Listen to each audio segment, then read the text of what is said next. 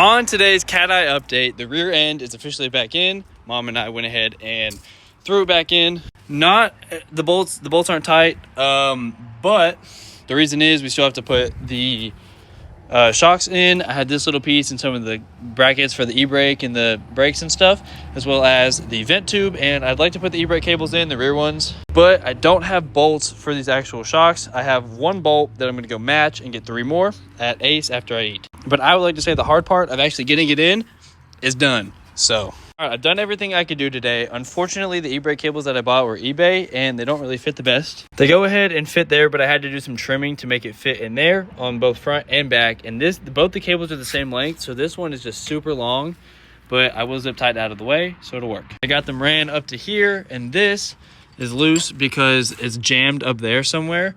And these are a little bit on the long side, but I will figure that out. So I don't know when it'll be here, but I do have the one for this coming. Like, it doesn't move at all, so it's jammed. But I had the front e-brake cable in the way. I'm gonna leave all the brake lines and everything kind of hanging loose because I still have to rebuild the rear end, and I couldn't put the calipers on because, again, I have to rebuild the rear end, so I have to take the caliper or the rotors and the axle out to do that. So right now it's all just gonna stay loose, but that's all together. The shocks are in there and bolted in. E-brake cables say that, or the front one says it'll be here Wednesday of next week, but I'm in no rush because I don't need that to drive.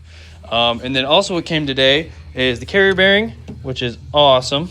One of these days this weekend, I need to get this drive shaft torn apart so I can A, do the carrier bearing, but B, so I can get all the U-joints replaced. So I still have to buy the U-joints. But then also the limited slip carrier came in today with some bearings right here. So that is going to go on hopefully sometime this week, next week, weekend, whatever. So this thing should be driving sometime next week, which is awesome. And then also when I get paid next week, I'm going to go ahead because I got insurance for this thing. So now I can go to the tag office. I can get plates. I can get the title swapped over, registration, all that stuff. So then this thing will be legal to drive next week also, Thursday. Legal to drive, functionally driving.